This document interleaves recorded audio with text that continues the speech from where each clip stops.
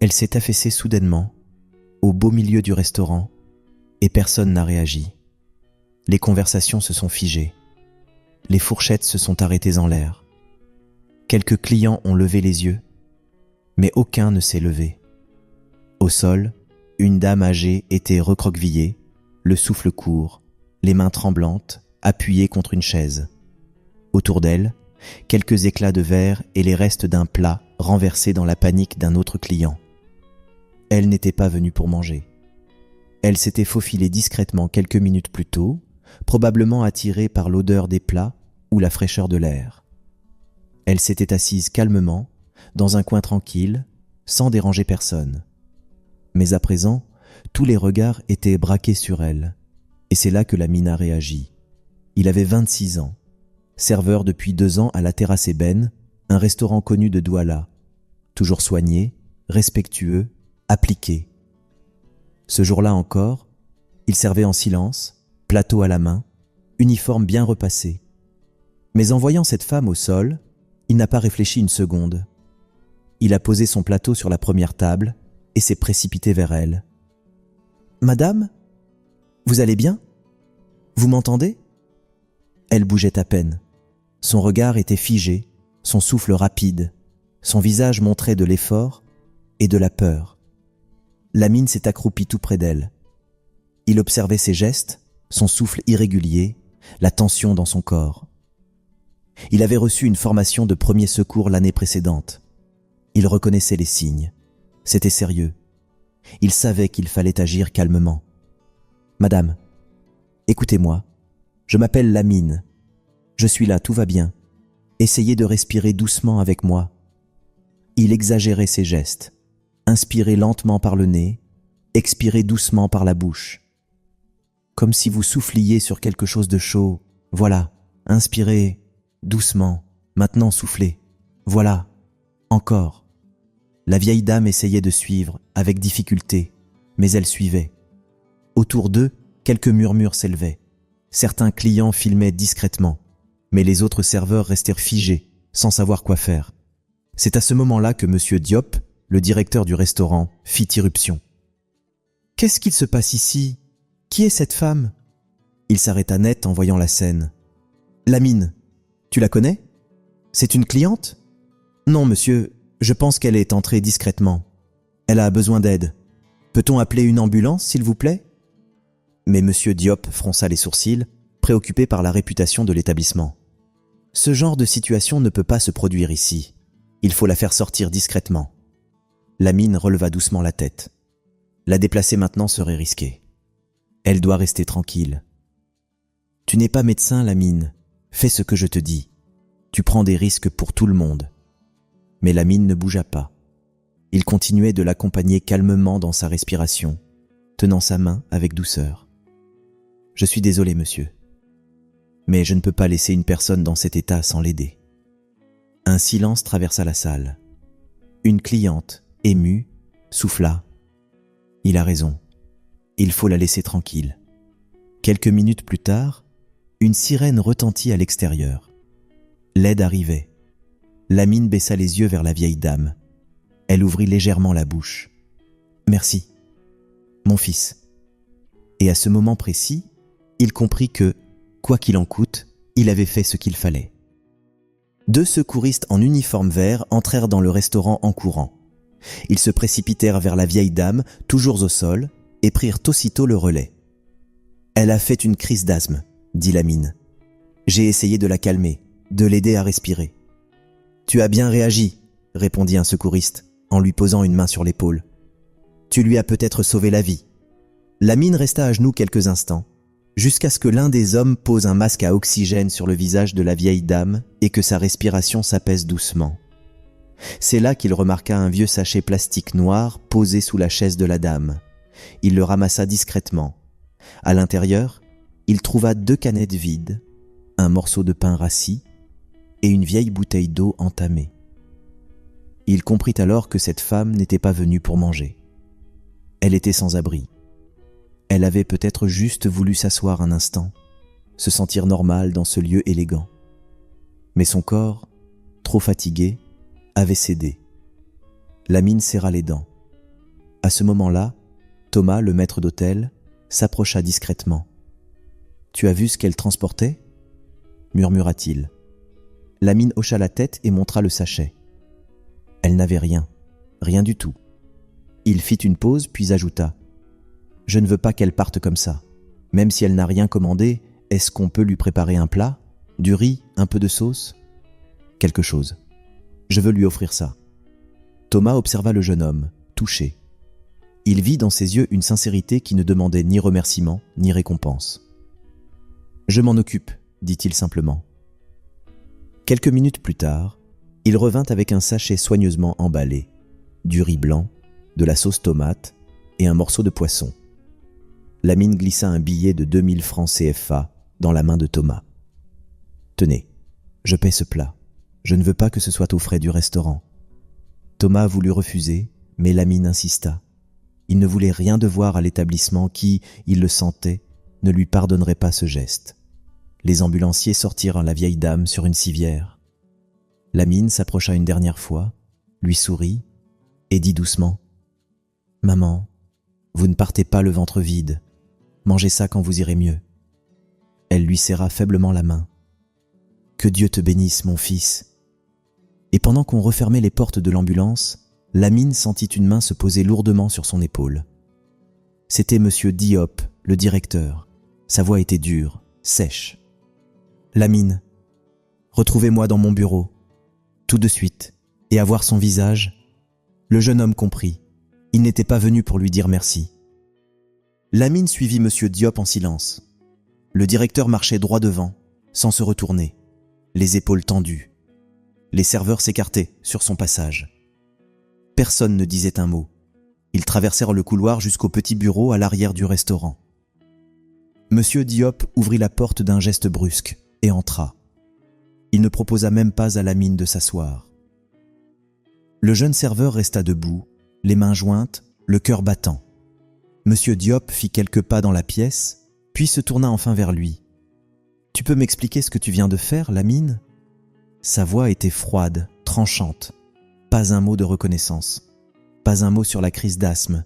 Juste la colère. « Monsieur, balbutia Lamine. Je ne pouvais pas la laisser comme ça. Elle allait mourir.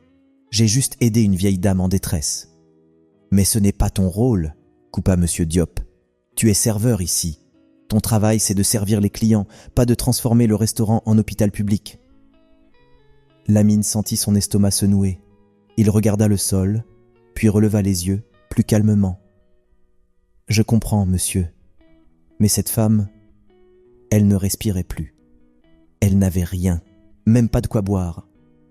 Je n'ai pas réfléchi. Je l'ai juste aidée comme j'aurais aidé ma propre mère. » Le directeur le fixa, les bras croisés. « Et en plus, tu as payé un plat pour elle, avec ton argent personnel ?»« Oui, monsieur, je ne voulais pas qu'elle parte affamée. » Un silence pesant tomba dans le bureau. Puis Monsieur Diop secoua lentement la tête. « Tu crois que c'est comme ça qu'on gère un établissement de standing ?» Il posa les deux mains sur son bureau et parla d'un ton plus dur. « Tu as laissé entrer une femme qui n'a rien à faire ici. Tu as créé une scène qui a perturbé nos clients. Tu as quitté ton poste sans autorisation. Et tu as exposé le restaurant sur les réseaux sociaux. Maintenant, tout le monde parle de ça. » Lamine fronça les sourcils. « Les réseaux sociaux ? » ?»« Oui, » s'énerva Monsieur Diop. « Quelqu'un a filmé toute la scène. C'est déjà en train de circuler sur Internet. » Lamine resta muet. Il n'avait pas pensé à ça. Il n'avait même pas remarqué les téléphones levés. Le directeur soupira longuement, puis lâcha la phrase que le jeune homme redoutait. « Lamine, je suis désolé, mais je ne peux pas te garder dans l'équipe. » Le cœur de Lamine se figea. « Vous me renvoyez ? » ?»« Oui, » dit Monsieur Diop sans détour. « Je vais te payer jusqu'à la fin de la semaine. Tu pourras récupérer ton dernier salaire demain. Mais à partir de ce soir, c'est terminé. » Lamine ne répondit pas tout de suite. Il serra les poings, puis desserra lentement les doigts. Il respira profondément. « Très bien, monsieur. Mais permettez-moi de vous dire une chose. » Monsieur Diop leva les yeux, curieux. « Je comprends vos règles, je comprends vos exigences. Mais ce soir, ce n'était pas une question de règlement. C'était une question d'humanité. Et si c'était à refaire, je referais exactement la même chose. Le directeur le regarda longuement. Son visage resta figé. Pas un mot, pas un geste. Lamine se retourna, ouvrit doucement la porte et sortit du bureau sans se presser. Il savait qu'il venait de perdre son emploi, mais il savait aussi qu'il venait de gagner quelque chose que personne ne pouvait lui retirer, sa dignité. Lamine referma doucement la porte du bureau de M. Diop. Il resta un instant immobile dans le couloir. Son cœur battait fort, mais son esprit était calme. Il savait qu'il avait fait ce qu'il fallait. Même si cela lui coûtait son emploi, il ne regrettait rien. Il inspira profondément, redressa les épaules et retourna vers la salle du restaurant. Lorsqu'il franchit les rideaux, tout le monde le regarda. Certains clients lui adressèrent un petit signe de tête. D'autres baissèrent les yeux, comme gênés de ce qu'ils savaient. Dans un coin, une femme murmura à son mari « C'est lui, le garçon qui a aidé la vieille maman ?» Lamine fit comme si de rien n'était. Il reprit son service, effaçant les miettes sur les tables, rangeant les couverts. Il voulait finir cette soirée avec honneur, comme un professionnel. Mais au fond de la salle, ses collègues l'observaient. C'est Eric, un serveur expérimenté, qui s'approcha en premier. Il posa la main sur l'épaule de Lamine. « C'est vrai ce qu'on a entendu ? Monsieur Diop t'a renvoyé ?» Lamine acquiesça sans un mot. Autour d'eux, d'autres collègues se rapprochèrent. Josiane la caissière, Fabrice du bar, Clarisse la commis de cuisine, tous avaient entendu. « Ce n'est pas juste, » murmura Josiane. « Tu as juste aidé une pauvre maman. Et voilà comment on te remercie ?»« Tu as été plus humain que tous les clients réunis ici, » ajouta Clarisse. Lamine esquissa un petit sourire malgré lui. « Merci, mais je ne veux pas que quelqu'un ait des problèmes à cause de moi. Je vais juste finir mon service tranquillement, et demain je récupère mes affaires. » Eric le regarda, touché par sa maturité. « Tu sais quoi ? Ce que tu as fait là, personne ne pourra l'oublier. Et nous, on est fiers de toi. »« Très fiers, » ajouta Fabrice. Puis, pour détendre l'atmosphère, il plaisanta. « Mais tu nous dois quand même une tournée, hein ? C'est la règle quand on quitte l'équipe. » Lamine éclata de rire, un rire sincère malgré tout. « Pas de problème. On se retrouve après le service chez Maman Jeanne. Les brochettes sont meilleures là-bas. » Affaire conclue. Ils se tapèrent dans la main. Pendant ce temps, au fond de la salle, certains clients observaient discrètement la scène. Une dame bien habillée, assise seule, sourit doucement. Et alors que Lamine repartait s'occuper d'une dernière table, un homme d'un certain âge, en costume, l'interpella. « Jeune homme. » Lamine se retourna. « Oui, monsieur ? C'est toi qui as aidé cette dame tout à l'heure, n'est-ce pas ? » « Oui. » L'homme le regarda avec sérieux. « Ce que tu as fait, c'était grand. Tu n'as pas seulement servi un plat aujourd'hui. Tu as servi une leçon de vie à tout le monde ici. » Lamine ne sut quoi répondre. Il incline simplement la tête. Mais ce qu'il ne savait pas, c'est que cet homme-là n'était pas un client ordinaire et que la soirée était loin d'être terminée. Lamine s'apprêtait à s'éloigner de la table quand l'homme l'interpella à nouveau. « Jeune homme, attends. » Lamine se tourna doucement. L'homme se leva. Il avait la cinquantaine passée, bien mis, une voix posée et des gestes maîtrisés. Son costume était simple, mais bien taillé. Il n'avait rien de tape à l'œil, mais il dégageait quelque chose de fort. Il s'approche lentement, les mains dans les poches. « Je ne vais pas prendre beaucoup de ton temps, mais j'aimerais te poser une question. » Lamine hocha la tête, un peu gêné. « Oui, monsieur. Tu savais qui était cette dame? Celle que tu as aidée ?» Lamine le regarda, surpris. « Non, je ne sais même pas son nom. Je l'ai vue tomber, elle n'arrivait plus à respirer. J'ai fait ce que je pouvais. » L'homme esquissa un sourire. « Et malgré ça, tu as payé un plat pour elle avec ton propre argent ? » « Oui. Elle n'avait rien, pas même de quoi boire un verre d'eau propre. Je n'ai pas pu rester les bras croisés. » L'homme resta silencieux un moment, puis sortit lentement un petit portefeuille de sa poche. Il y prit une carte d'identité qu'il tendit à Lamine. Sur la carte, on pouvait lire « Mathias Ndongo, PDG du groupe Ndongo Immobilier. Lamine releva la tête, bouche bée. Monsieur, vous êtes... Mathias Ndongo hocha la tête. Oui. Et la dame que tu as aidée, c'est ma femme. Le silence dans la salle devint plus lourd encore. Même ceux qui ne comprenèrent pas encore ce qui se passait se mirent à observer la scène. Lamine resta figée. Votre femme? Oui. Elle s'appelle Hélène. Depuis quelque temps, elle mène une expérience personnelle. Elle s'habille comme une dame sans abri et entre dans des lieux différents. Pas pour jouer, pour voir comment les gens traitent ceux qui n'ont rien. Lamine n'en revenait pas. Je ne savais pas. Je vous jure que je ne l'ai pas fait pour attirer l'attention. Je sais, Lamine, coupa calmement Monsieur Ndongo. C'est justement pour ça que je suis là. Il fit une pause, puis ajouta d'une voix plus douce. Tu ne savais pas qui elle était. Tu n'espérais rien en retour. Tu l'as fait parce que tu as un bon cœur. Lamine sentait sa gorge se nouer. Il ne savait plus s'il devait parler, s'excuser ou fuir. Elle a eu peur. La crise d'asthme était bien réelle. Mais elle n'oubliera jamais ce que tu as fait. Et moi non plus.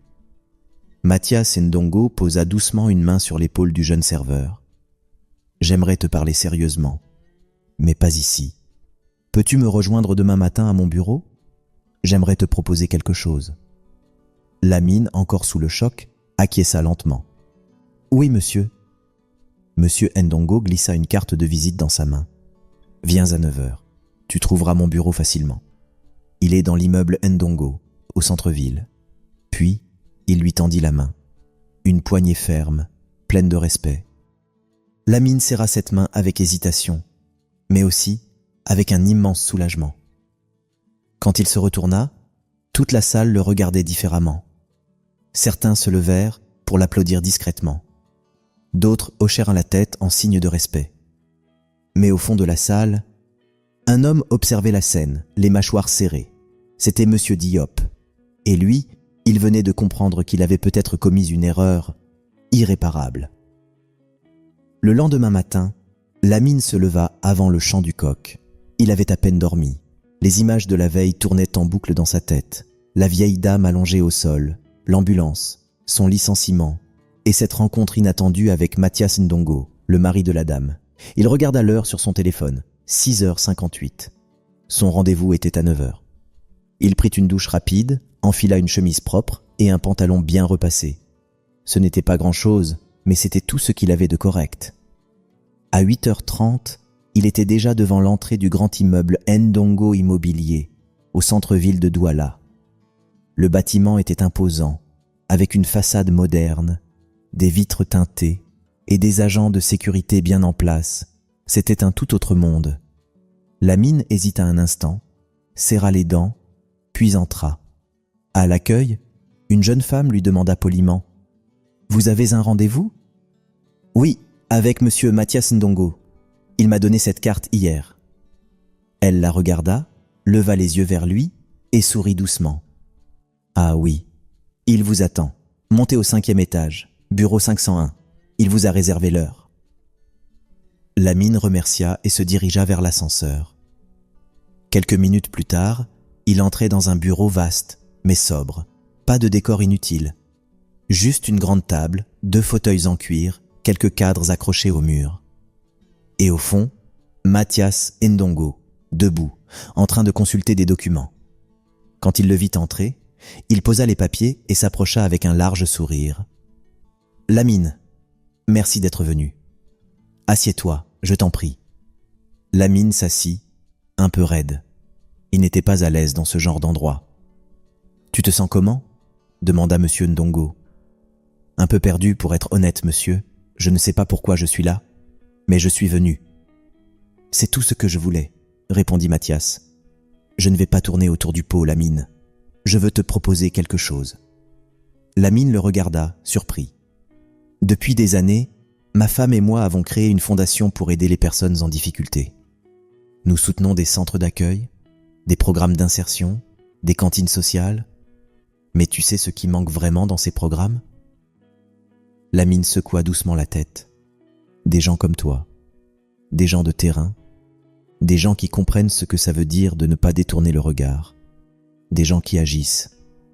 Il fit une pause, puis poursuivit. Je veux t'embaucher, Lamine. Pas comme serveur, comme coordinateur de terrain pour notre fondation. Tu auras un bureau ici, mais surtout, tu iras sur le terrain. Tu proposeras des idées, tu participeras au projet, tu seras notre voix auprès des oubliés. Lamine ouvrit la bouche, mais aucun mot n'en sortit. Tu auras un salaire, bien sûr, une formation. Et si tu veux reprendre tes études plus tard, on peut aussi en parler.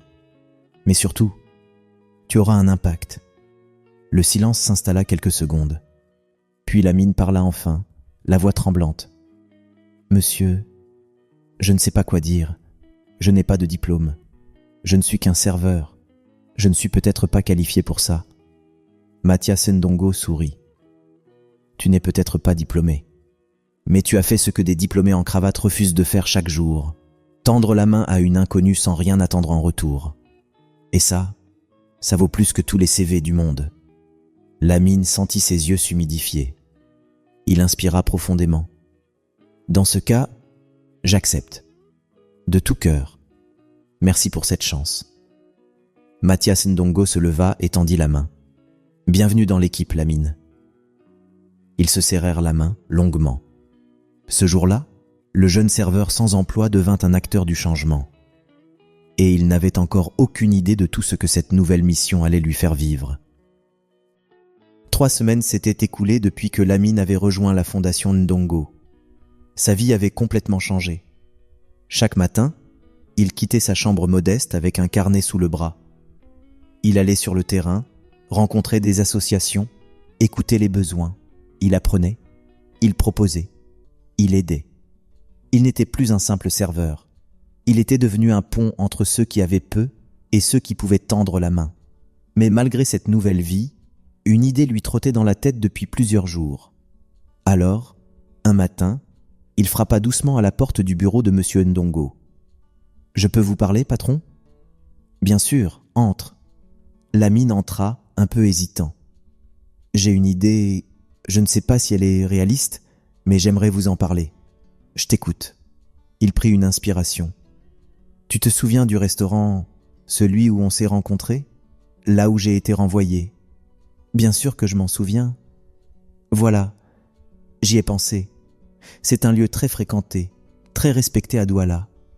Mais je crois qu'il pourrait devenir encore plus utile. »« Que veux-tu dire ?» Lamine s'assit un peu plus droit, les yeux brillants. « Et si on proposait un partenariat avec eux ? Pas pour moi, pour les jeunes en difficulté. Ceux qui n'ont pas eu de formation, pas de diplôme. On pourrait créer un programme d'insertion, leur apprendre les bases du service, de la cuisine, de l'hygiène, du respect des horaires, sur 3 mois. Un stage encadré. Ceux qui sont sérieux pourraient même être embauchés après. » Monsieur Ndongo resta silencieux un moment, pensif. « Et tu penses que Monsieur Diop accepterait, après ce qu'il t'a fait ? » ?»« Je ne sais pas, » répondit Lamine honnêtement. « Mais je ne veux pas de revanche. Je crois encore que ce restaurant peut devenir un lieu qui change des vies. Et j'aimerais que ce soit moi qui le lui dise. » Monsieur Ndongo le fixa longuement. Puis il se leva et posa une main sur son épaule. « C'est une idée brillante, Lamine. Et si tu es prêt à y retourner, je suis prêt à t'accompagner. » Lamine sourit, ému. « Merci, monsieur. Je veux qu'il entende ça de ma bouche. »« Alors allons-y. On fixe un rendez-vous. Tu lui parles. Et moi, je soutiens ton projet. » Le lendemain matin, ils prirent ensemble la route. Direction, la terrasse ébène, là où tout avait commencé. Lamine n'avait pas remis les pieds à la terrasse ébène depuis le jour de son licenciement. Quand il descendit de voiture ce matin-là, accompagné de M. Ndongo, il ressentit un mélange étrange de nervosité et de paix. La façade du restaurant était la même. Les serveurs allaient et venaient. Certains clients buvaient déjà leur café sur la terrasse. Mais aujourd'hui, il ne revenait pas comme un employé. Il revenait comme un porteur d'une solution. À l'intérieur, le personnel fut surpris en le voyant.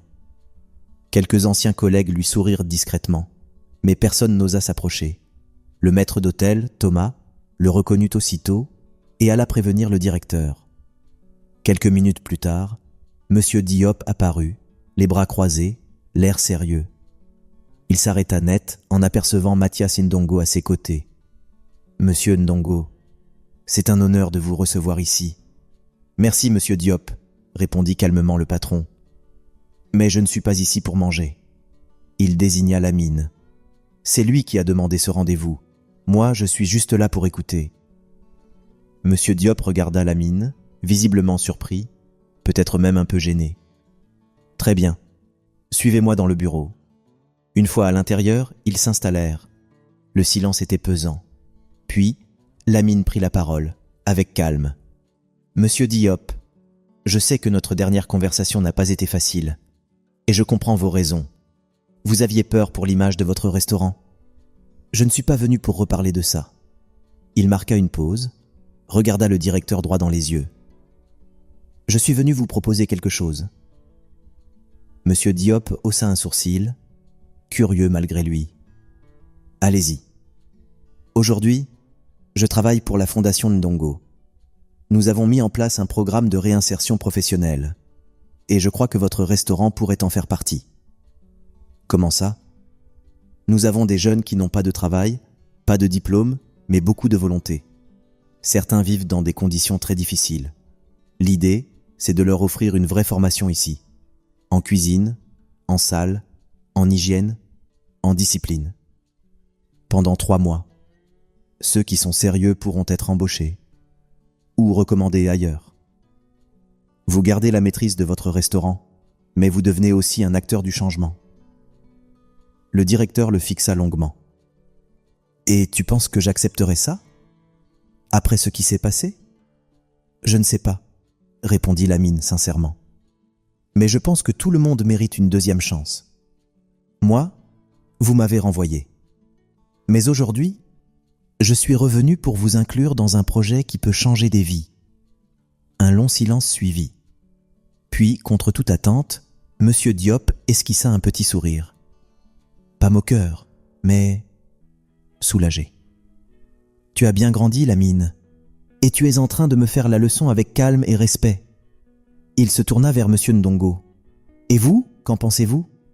Ce n'est pas mon idée, c'est la sienne. Moi, je crois qu'il a raison. Et s'il l'a imaginé ici, c'est qu'il croit encore en ce lieu. Ça mérite réflexion, non ?» Monsieur Diop se leva, fit quelques pas dans le bureau, les mains croisées dans le dos. Il regarda par la fenêtre, puis il déclara « D'accord, on essaye. Une période test, 3 mois. Mais ce programme, tu le superviseras toi-même, Lamine. C'est toi qui le proposes. C'est à toi de le faire réussir. » Lamine se leva aussi. « Je suis prêt. » Les 2 hommes se serrèrent la main, pas comme patron et employé, mais comme adultes ayant compris que la vie vaut plus que l'orgueil. 3 mois plus tard, la terrasse ébène n'était plus tout à fait le même restaurant. Oh, les nappes étaient toujours blanches, les plats toujours bien dressés, et les clients toujours aussi nombreux. Mais quelque chose avait changé dans l'âme du lieu. Dans un coin discret de la salle, on pouvait voir 2 jeunes hommes en uniforme en train d'apprendre à servir. L'un venait d'un quartier difficile de Douala, l'autre avait grandi dans un centre d'accueil. Ils ne connaissaient rien à la restauration il y a peu, mais aujourd'hui, ils apprenaient, avec le sourire, avec fierté, et à leur tête, discret mais présent chaque jour, Lamine. Il avait pris son rôle à cœur. Chaque matin, il arrivait avant les autres. Il briefait les stagiaires, corrigeait leurs erreurs avec patience, les encourageait à ne pas baisser les bras. Il ne jouait pas au chef, il montrait juste l'exemple. Le programme qu'il avait lancé portait un nom. Une chance à table. Une fois par mois, une assiette gratuite était servie à une personne dans le besoin, comme un symbole. Et pour chaque jeune formé, une attestation était remise par la Fondation Ndongo. Le bouche à oreille avait vite fait son effet. D'autres restaurants de la ville commencèrent à s'y intéresser. La presse locale fit même un reportage. Et dans l'un de ces reportages, on vit une dame aux cheveux gris, habillée avec élégance, qui souriait devant la caméra. Ce garçon-là, ce Lamine, est un exemple. Ce qu'il a fait pour moi, je ne l'oublierai jamais. Et ce qu'il fait pour les autres aujourd'hui, c'est encore plus beau. C'était maman Hélène, la vieille dame du restaurant. Debout à ses côtés, son mari Mathias Ndongo hochait la tête, ému. Il était serveur. Il est devenu une voix, et peut-être même une lumière. Un soir, après une longue journée, Lamine s'assit seul à une table vide de la terrasse. Il regarda le ciel s'assombrir doucement. Il repensa à ce jour où tout avait commencé. Un plat tombé, une dame effondrée, un choix. Il n'avait rien, il n'était personne. Mais il avait tendu la main, sans attendre de récompense. Et c'est ce geste-là, aussi simple qu'un souffle, qui avait déclenché tout le reste. Des pas légers le tirèrent de ses pensées. C'était un jeune stagiaire qui s'approcha, timide. « Chef Lamine, je voulais juste vous dire merci. Je n'avais jamais cru qu'un jour, je porterais une chemise propre pour servir les gens. C'est grâce à vous. » Lamine sourit. « Non, ce n'est pas grâce à moi. C'est parce que tu t'es levé. Tu as dit oui quand on t'a tendu la main. Et maintenant, c'est à toi d'en tendre une autre. » Le jeune hocha la tête, les yeux brillants. Alors que le stagiaire s'éloignait, une voix douce s'éleva derrière lui.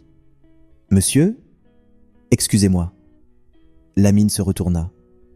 Une fillette d'environ 7 ans, bien habillée, le regardait avec une timidité mêlée d'admiration. À ses côtés, un homme en costume souriait. « Vous ne me reconnaissez peut-être pas, » dit l'homme, « mais j'étais là ce jour-là. J'ai vu ce que vous avez fait pour cette dame. Et depuis, j'en ai parlé à ma fille. Elle voulait vous voir. Elle voulait vous dire quelque chose. » La fillette leva les yeux vers lui, les mains croisées dans le dos. « Bonjour, monsieur. Je veux devenir comme vous quand je serai grande. » Lamine sentit sa gorge se nouer et lâcha un sourire affectif. Il s'agenouilla doucement à son niveau, puis murmura avec tendresse. « Alors promets-moi une chose. Quand quelqu'un tombera près de toi, tu ne détourneras pas les yeux. » La fillette hocha la tête, très sérieusement. Et à cet instant, Lamine comprit quelque chose de plus fort encore que l'emploi retrouvé, que la reconnaissance ou la presse. Il comprit que le bien ne s'arrête jamais là où il commence. Il se propage, il inspire, il enseigne. Et parfois, il change le monde. Un cœur à la fois. Lamine se leva, regarda autour de lui. Il y avait encore tant à faire. Mais ce soir-là, il savait une chose avec certitude. Il avait perdu un emploi, mais il avait trouvé sa place. Et parfois, dans la vie, il suffit d'un seul acte de bonté pour changer des destins. Si tu as aimé cette histoire, laisse un like. Partage-la avec quelqu'un qui a besoin de croire que la bonté et la dignité ont encore leur place dans ce monde. Et abonne-toi à HD Story, la chaîne des récits humains et des leçons de vie inspirantes. Prends soin de toi et à très bientôt pour une nouvelle histoire.